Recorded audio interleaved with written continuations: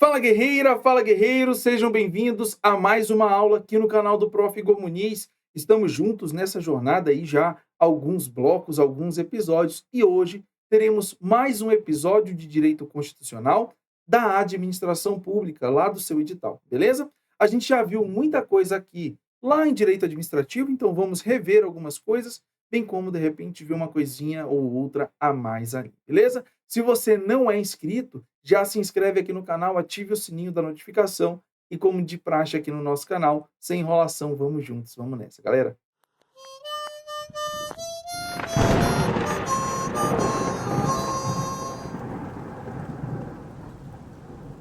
Bom, meus amigos, hoje veremos do direito constitucional da administração pública, que é basicamente ali o artigo, a partir do artigo 37 da nossa Constituição de 88, beleza? Aqui as redes sociais do Prof.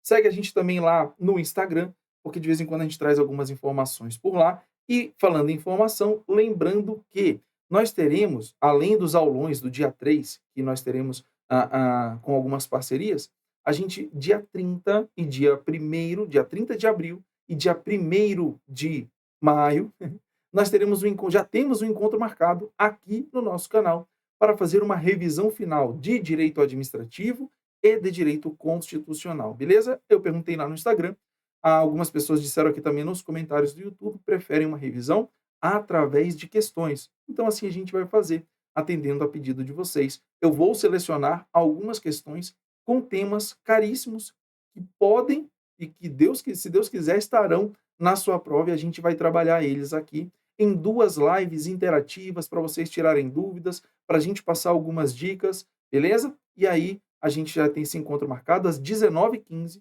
do dia 30 de abril e do dia 1º de maio, beleza? Então se inscreve, já ativa o sininho aí e vamos para cima, galera. Bom, a primeira questão para falar de administração pública, Banca FGV, prova a Prefeitura de São José dos Campos, analista em gestão municipal. A questão número 1 diz assim: o município Ômega, juntamente com a sociedade empresária Pro Esporte, promoveram um grande evento esportivo na localidade, que atraiu um considerável público, em que houve publicidade oficial mediante a afixação de diversos cartazes com a foto indicando os nomes do prefeito, do secretário de esportes e do representante da mencionada sociedade. Vem comigo, ó. FGV, aquela historinha mirabolante. Mas resumindo para vocês, município Ômega, uma sociedade empresária Pro Esporte. Eles estão aqui, ó, promovendo um grande evento. Aí ele te falou que houve publicidade e com diversos cartazes com foto indicando nome do prefeito, do secretário, bem como do representante da mencionada sociedade, com os dizeres: juntos pelo esporte, bem-estar da coletividade, para fins de promover cada um dos envolvidos. Aí ele te disse aqui, ó, para você não ter dúvida, para fins de promover cada um dos envolvidos, tá? Dos envolvidos. Considerando os princípios da administração pública expressos na Constituição, tal situação importa em flagrante violação ao princípio da. Bom, galera, nós temos lá o nosso famoso LIMP, né? Todo mundo aqui já está cansado de ouvir ele, mas eu repito.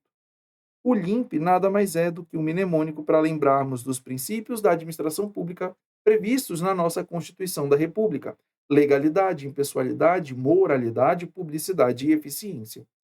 Quando a gente fala nos princípios expressos e quando a gente fala de autopromoção, quando a questão menciona que eles querem promover os envolvidos, eu pergunto para vocês: há ou não há o princípio da publicidade? Há, com certeza, Igor. Porém, além do princípio da publicidade, nós temos o princípio da impessoalidade, que diz assim para a gente: deverá haver publicidade dos atos. Pode ter propaganda, Igor? Pode, desde que não tenha cunho de promoção pessoal. Quem fez não foi o fulano de tal prefeito. Quem fez foi a prefeitura. Então eu posso fazer, de repente, uma propaganda mostrando o que a prefeitura fez? Pode. Igor, eu posso, por exemplo, fazer uma propaganda mostrando o que a prefeitura fez, colocando a logo e o nome do prefeito? Não. Por quê, Igor? Porque nesse caso tem um símbolo, ainda que não tenha o nome dele, mas se for o símbolo de campanha dele, não é o símbolo do município, que é um brasão ou de repente algum outro símbolo oficial, aqui está caracterizada a autopromoção. Então, quando ele fala que o fim, a finalidade é promover cada um dos envolvidos, não tem mais interesse público aqui. A gente está falando em interesse particular. Estamos falando em interesse particular, que fere, que mata ali diretamente o princípio da impessoalidade. Bora dar uma olhada nas alternativas? Ele te perguntou, ó, importa em flagrante violação? Deixa eu pegar aqui o marca-texto, ele fala flagrante violação de qual princípio? Ao princípio da letra A. Legalidade diante da necessidade de autorização legislativa para a divulgação efetuada no mencionado evento? Não. Não fere a legalidade porque não há necessidade de autorização do Poder Legislativo para a divulgação. A divulgação ela é permitida dentro daquilo que a administração pode fazer, mas não pode ter cunho para ter ali a finalidade de promoção pessoal, de promoção de uma determinada pessoa, de uma determinada empresa. A gente tem de priorizar pelo interesse público, beleza? Vamos lá. Então não é a letra A. B, supremacia do interesse público. Igor, de fato, aqui feriu a supremacia do interesse público. Vamos dar uma olhadinha no resto? Porque os interesses individuais não podem prevalecer sobre o interesse da coletividade. Aqui, até a gente pode até dar uma pensada nesse daqui. Porque você fala assim, Igor, de fato, aqui a gente tem a supremacia do interesse público e eles estão querendo o interesse privado. Então, aqui, eu acho que essa letra B ela pode dar certo, ela pode dar bom. Cuidado. Sabe por quê? Porque a FGV, de forma bem sórdida, ela te dá aqui, ó, ela te pede um princípio, meu querido, expresso.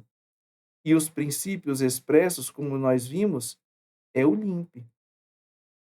O princípio da supremacia do interesse público, ele é um princípio implícito da administração pública.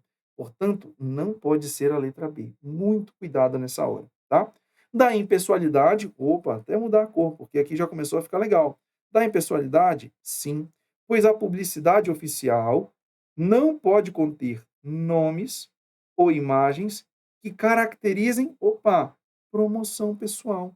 Foi exatamente o que aconteceu. A propaganda deles, veja, quando ele fala que a publicidade oficial não pode conter, nessa frase aqui, ó, a publicidade oficial não pode conter. Significa que a publicidade oficial pode acontecer. Ela pode acontecer, tá bom? Lembra que a gente estava falando agora? Ela pode acontecer. Porém, contudo, entretanto, todavia, não pode conter nomes ou imagens que caracterizem, tenham cunho para promoção pessoal. Beleza? Opa, letra C, nosso gabarito. D, eficiência, na medida em que não se apresenta como a forma mais célere de se alcançar a finalidade pública. Não, a gente não está falando aqui de forma de alcance ou de não alcance, até porque uma propaganda, uma promoção, ela teria um bom alcance. Então, mas não é ferimento aqui do princípio da eficiência, bem como a eficiência não está ligado a isso aqui, tá bom? E economicidade, considerando não caracterizar medida que traduza o melhor custo-benefício para os fins almejados. Esse princípio da economicidade, ele até existe, mas não é o princípio expresso na Constituição, tá joia? E também não teria nada a ver com custo-benefício nesse caso concreto aqui, porque o problema maior foi a promoção pessoal, beleza? Entra a nossa munição informando que nós acertamos a primeira questão, sai a munição, sobe a questão de número 2. Vamos juntos? Banca FGV, prova TJ do Amapá, analista judiciário, diz assim: Nair servidora pública ocupante de cargo de provimento efetivo, logrou ser eleita vereadora no município em que é domiciliada. Então, opa, a Nair, ela é servidora. Nair é o nome da minha bisavó. Um beijo, Bisa. Nair, servidora pública, ocupante de cargo efetivo, então ela é servidora efetiva.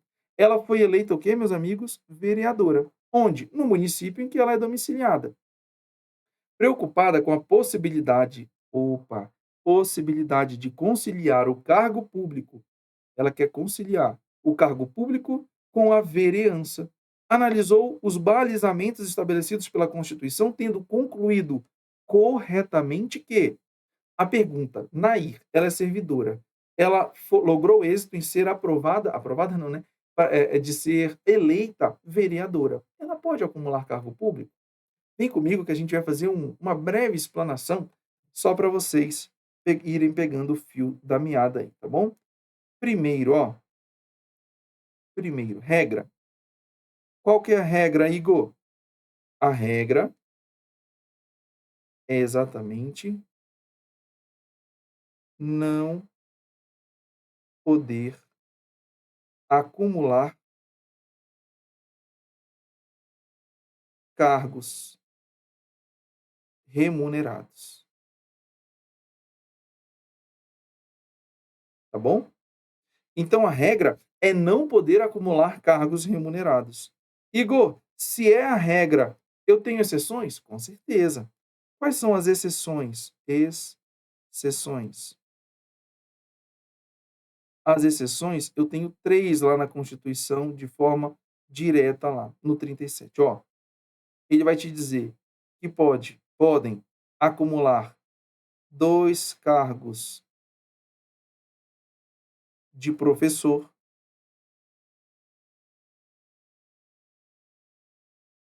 Ele vai te dizer que pode de professor,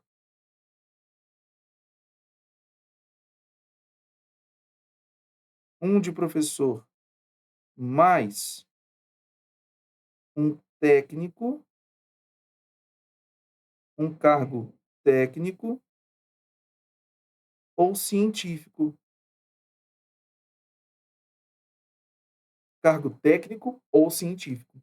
E, por fim, 2 de profissionais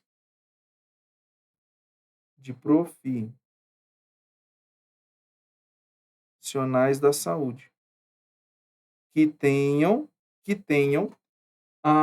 aqui, ó, 2 cargos de profissionais da saúde com profissão regulamentada em lei, tá bom? Com profissão regulamentada em lei, beleza? Igor, mas eu não vi nada de vereador aí. É, porque esses aqui são os cargos que estão lá diretamente na Constituição. Mas nós temos 2 peculiaridades. Quando falamos em cargos eletivos,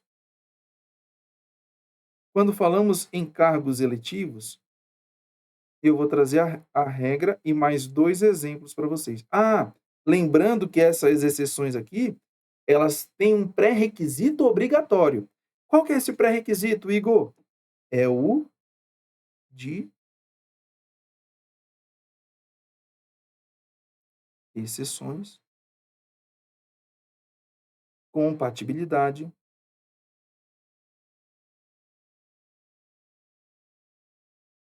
compatibilidade de horários.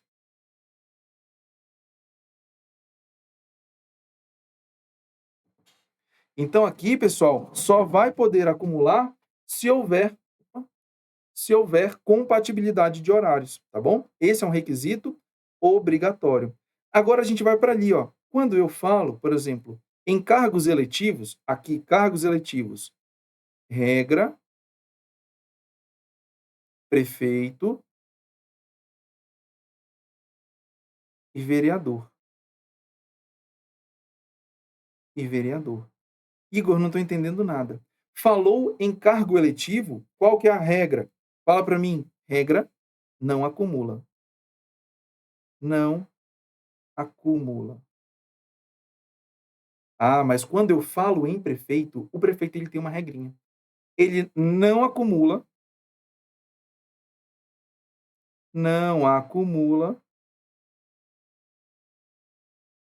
mas escolhe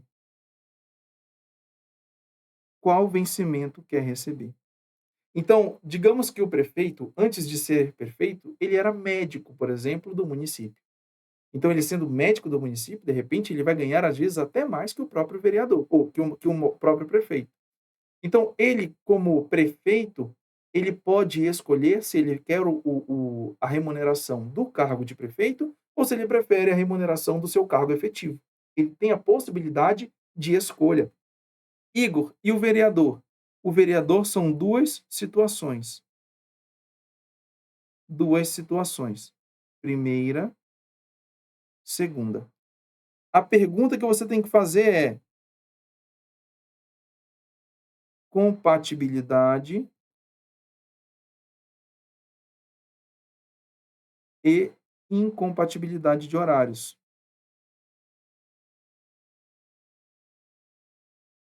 Incompatibilidade. O vereador, quando ele tem compatibilidade de horários, ele vai poder acumular. Poderá acumular. Agora, quando ele não tem essa compatibilidade de horários, ele aplica-se a ele a regra do prefeito.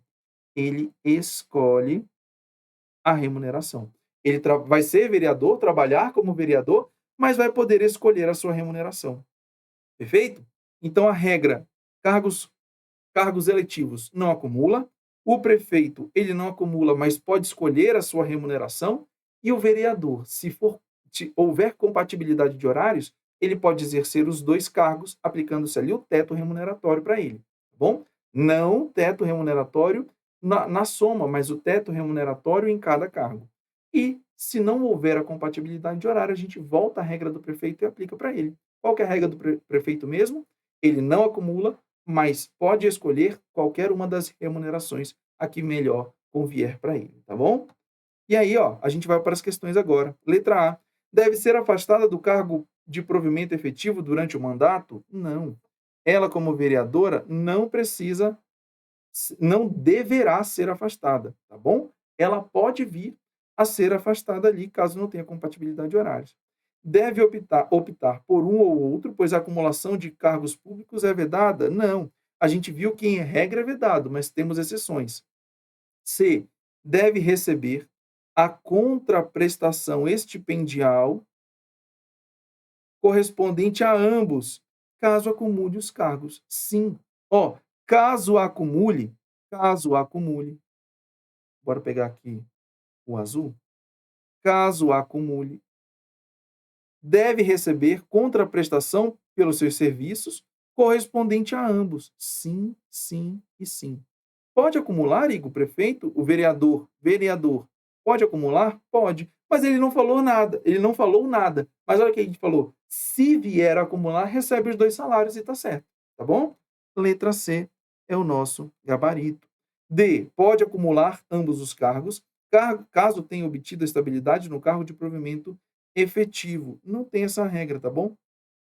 Além de não ter essa regra, não é a estabilidade quem vai dizer se pode ou não acumular, mas sim a compatibilidade de horários. E tem o direito subjetivo de acumular os cargos, independente do cumprimento de qualquer requisito específico? Não. Já vimos que tem um requisito específico. Mas sim, se ela tiver compatibilidade de horários, é um direito subjetivo dela de exercer os dois, tá bom? E receber pelos dois também. Então, letra E está parcialmente errada aqui. E a gente só confirma, entra a munição, gabarito, letra C, sai a munição, sobe a nossa questão de número 3. Se você ainda não se inscreveu no canal, se inscreve.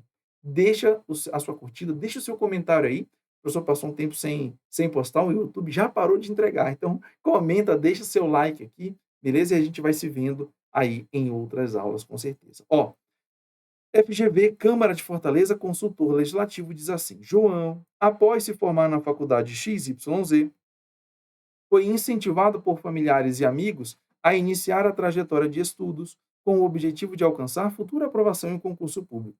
João está começando aí, né? Boa sorte, João!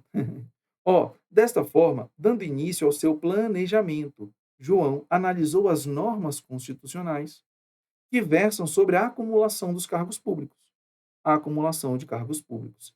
Nesse cenário, considerando as disposições da Constituição Federal, é correto. Ele quer o quê? Constituição Federal. É correto afirmar que João poderá acumular. Lembra que a gente já viu as exceções no bloco anterior, na questão anterior? Lembre-se sempre, regra, não pode acumular. Requisito obrigatório para a gente poder ir ou não para as exceções, compatibilidade de horários. Houve compatibilidade de horários, temos 3 exceções agora à vista. Quais são elas, Igor? 2 cargos de professor, um cargo de professor ou outro técnico científico, cuidado, não é um cargo de técnico, é um cargo técnico, ou seja, é um cargo que demanda uma formação específica para ocupar aquela vaga ali, tá bom? E 2 cargos privativos de profissionais da saúde com profissões regulamentadas em lei. Beleza? Vimos as exceções? Vem comigo. João, ele chegou a uma correta. João chegou a uma correta. Cadê aqui? É correto afirmar que João poderá acumular, dentro do que ele pesquisou, 2 cargos privativos de profissionais da saúde? Sim, até aqui sim. Até aqui sim. Cadê azul? Profissionais da saúde? Sim. Com profissões regulamentadas? Sim. Com um cargo técnico ou científico, desde que a carga horária semanal não seja superior a 60 horas. Aqui, pessoal, ó, ele te falou 2, aí te falou com 1. Meu amigo, tá dando 3 cargos aqui.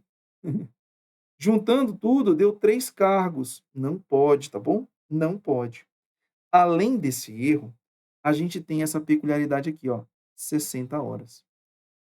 60 horas. O que que acontece? Num primeiro momento, o STF dizia: não há limite de horas para acumulação. Por exemplo, se eu tiver 40 horas num cargo público e 40 horas no outro, não interessa como eu vou fazer. Se eu conseguir fazer as duas, ok. Isso para o STF. Para o STJ, ele botava um limite. Ele falava: olha, pode até acumular. E ainda que tenha compatibilidade de horários, não pode ser superior a 60 horas semanais. Porque o STJ ele dizia que deve-se preservar a dignidade da pessoa humana, bem como se garantir o direito à saúde, o direito à vida, certo? Por quê? Porque aquela pessoa ela era fatalmente ali predisposta, de repente, a ter uma doença ou qualquer outra algum outro fator negativo, consequência, em decorrência da altíssima carga horária. E vai de encontro, né, contra ali o que prega, por exemplo, a CLT dentro de um período normal de horas. Pensa comigo, a CLT ela prevê lá a jornada de 44 horas semanais. E o trabalhador já fica extenuado, imagina 80 horas semanais. Como que faz? Aí o STJ tinha esse limite. Mas, recentemente, o STJ também aderiu ao mesmo pensamento do STF. Pode acumular e você faz do jeito que der que você achar melhor, tá bom? Geralmente, profissionais da saúde, eles exercem ali, por exemplo, imagina, 4 plantões de 24 horas, vai dar mais de 80 horas. 4 plantões é possível numa semana? Eu não sei te dizer, né? Mas de repente, vai que ele consiga, vai que ele faça ali de uma forma sustentável, tá bom? Então, para a gente esclarecer, antes realmente o STJ tinha esse pensamento que não mais subsiste, tá bom? Agora não tem mais essa regrinha aqui, tá? Letra B, 2 cargos privativos de profissionais da saúde, sim, até aqui ok. Com profissões regulamentadas, sim. Com um cargo técnico ou científico, não, meus queridos. Ele está querendo empurrar em vocês 3 cargos e não pode, desde que haja compatibilidade de horários. Opa, aqui ele falou de forma genérica. A compatibilidade de horários sem mencionar o limite de 60 horas. Estava perfeito essa parte final aqui. Mas não pode 3, tá? Ele falou 2 e aqui ele falou um cargo. Muito cuidado. C, 2 cargos de professor com um cargo técnico científico. De novo, 2 de professor podem, mas não com mais um cargo de técnico científico. Isso aqui dá 3 cargos. O limite são 2. A exceção são 2. 3 cargos não pode, tá bom? Desde que haja carga horária semanal não superior a 60 horas, já vimos isso aqui também. Letra D, um cargo de professor com um cargo técnico. Veja, é cargo técnico ou científico. Até aqui está ok. Desde que haja compatibilidade de horários. Perfeito. Ele não mencionou a limitação de 60 horas. Letra D, o nosso gabarito. E 2 cargos de professor, sim, desde que a carga horária semanal não seja superior a 44 horas. Não. Primeiro que esse limite aqui é lá da CLT, tá bom? Ali é para proteger o trabalhador da, da, na sua jornada laboral. Mesmo que ele tivesse colocado essas 60 horas aqui, ó, mesmo que ele tivesse colocado essas 60 horas, hoje, pelo entendimento novo do STJ e antigo do STF, não há esse limite de 60 horas, tá bom? Então, está errado e estaria errado também do outro jeito. A gente vê a munição entrando, informando que acertamos mais uma. Vamos agora para a nossa questão de número 4, na tela prova da Alep Analista Legislativo. Diz assim, ó, há cerca de 5 anos, Fausto, questãozinha longa, vamos de marca-texto. 5 anos, Fausto, servidor estável da Assembleia Legislativa do Estado X, no exercício de suas atribuições, se destemperou. Eita, o que aconteceu com Fausto? Perdeu as estribeiras, né? E dolosamente, eu vou botar aqui de outra cor, e dolosamente, praticou conduta que causou danos físicos a Joaquim. De modo que, recentemente, decidiu verificar a viabilidade de ser pessoalmente responsabilizado. Ele quer saber a viabilidade de ser pessoalmente responsabilizado na esfera civil pela aludida conduta, considerando inclusive os efeitos do tempo nas relações jurídicas. Ele quer saber os efeitos do tempo, na medida em que até o momento a demanda não foi ajuizada. A demanda não foi ajuizada pela vítima para fins indenizatórios. Vamos lá? Considerando o entendimento do STF acerca da responsabilidade civil, STF, responsabilidade civil do Estado e de seus agentes, bem como a questão atinente à prescrição da respectiva pretensão. Opa, ele quer saber sobre a prescrição. É correto afirmar que Fausto, é correto afirmar que Fausto, vamos lá? Letra A, poderia constar do polo passivo da demanda a ser ajuizada por Joaquim, isoladamente ou em conjunto com o Estado, mas, caso não constasse, eventual ação de regresso a ser ajuizada pela Fazenda Pública, buscando ressarcimento ao erário, é imprescritível. Pessoal, toda errada a questão. Primeiro, ele poderia constar no polo passivo? Não, não poderia. A gente já trabalhou em responsabilidade civil do Estado? Veja, responsabilidade civil. Você pode estar se perguntando assim: olha, Igor, ele causou dano físico, isso não é lesão corporal? É, mas isso é lá para a esfera penal. Ele te deixou claro que ele quer saber na esfera civil aqui, beleza? Então vamos lá. Poderia constar? Não. A responsabilidade do Estado, ela advém da teoria a teoria da responsabilidade objetiva. Você tem uma responsabilidade objetiva e você tem a teoria do risco administrativo. Perdão, teoria do risco administrativo, que nela é aplicada no nosso ordenamento a responsabilidade objetiva do Estado. Ou seja, esse agente, através dessa dupla proteção que o Estado oferece, através da responsabilidade objetiva, porque dupla a garantia? Garantia que o administrado que vai correr atrás do prejuízo, ele pode ter acesso à pessoa jurídica, ali, ao ente federativo, que é responsável por esse agente público, que é quem tem mais grana, bem como também do agente de não responder por qualquer coisa.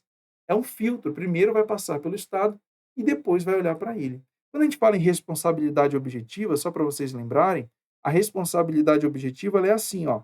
Você tem uma conduta, tá bom? Você tem uma conduta. Essa conduta, essa conduta, ela gera um dano considerável, e entre eles há um elemento. Que elemento é esse, Igor? O nexo de causalidade. Nexo de causalidade ou nexo causal, tá bom? Então, veja que aqui eu não falei em momento algum no elemento subjetivo dolo ou culpa. Igor, mas a questão mencionou. Calma que a gente vai chegar lá. Num primeiro momento, o Estado responde independentemente se o agente teve dolo ou culpa, tá bom? Independentemente disso. Por quê? Não vai ser analisado o agente aqui agora. É a responsabilidade objetiva. Porém, contudo, entretanto, todavia, após o Estado responder, ele pode se voltar para o agente e falar assim: ei, agora eu vou analisar a sua conduta para ver se você agiu com dolo ou com culpa nesse caso aqui. Se o agente tiver agido com dolo ou culpa, ele responderá pessoalmente pelos danos causados, mas somente depois da análise dos elementos subjetivos. Por quê? A responsabilidade desse agente é uma responsabilidade subjetiva, beleza? Através de uma ação regressiva do Estado contra o agente. Esse é o cerne da questão. Vamos lá. Esse é o cerne da questão. Ó, poderia constar? Não. Nem isoladamente, nem em conjunto. Mas caso não constasse, o que vai acontecer, ele não vai constar, pode sim ter a ação de regresso, aqui sim, a ser ajuizada pela Fazenda Pública. Quando a gente fala em Fazenda Pública, leia-se o Estado em sua faceta financeira, buscando o ressarcimento ao erário, não é imprescritível, tá bom? Não é imprescritível. Prescreve em 5 anos, tá bom? Prescreve em 5 anos. O que é imprescritível? A ação que será imprescritível, que causa dano ao erário, é a ação de improbidade administrativa. Essa sim. Essa conduta dele aqui não é improbidade administrativa, portanto, sim será prescritível. Igor, o que é a prescrição? Nós temos aqui a pretensão de pedir algo, ou seja, você quer pedir algo. Você quer impor algo a uma terceira pessoa. E quando você perde o direito dessa pretensão, que é a prescrição, você não tem mais o direito de cobrar. Você até tem o direito, mas você não pode mais forçar com que aquela pessoa cumpra aquele dever que ela tem para com você. Diferente, por exemplo, de quando a gente fala da decadência. A decadência é a perda do próprio direito. Prescrição, você mantém o direito, mas não pode mais pedir, impor. Beleza? Vamos lá. Letra B.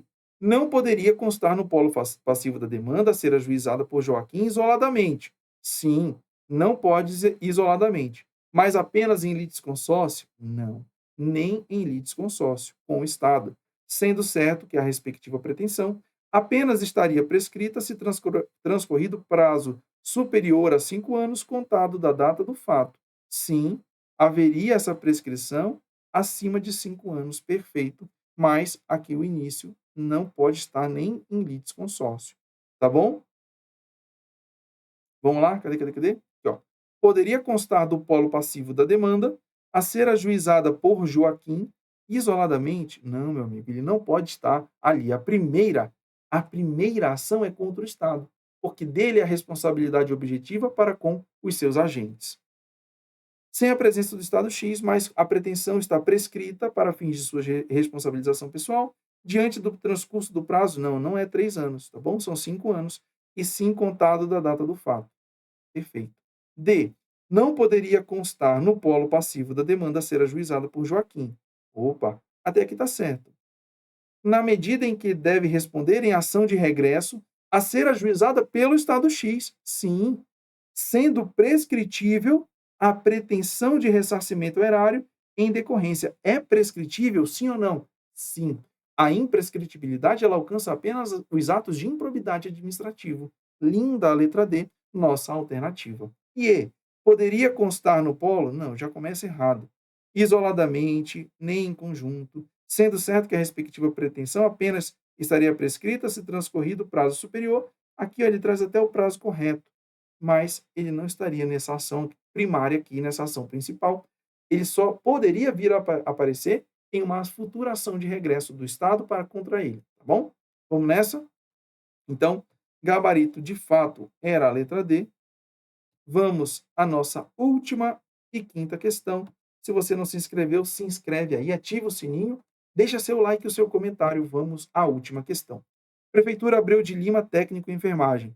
De acordo com a Constituição de 88, a administração pública, direta e indireta, de qualquer dos poderes da União, dos estados, do DF e dos municípios, obedecerá às seguintes disposições. A clássica exceção. A exceção. A exceção de uma. Então, veja, eu tenho 5 alternativas. Eu tenho 5 alternativas.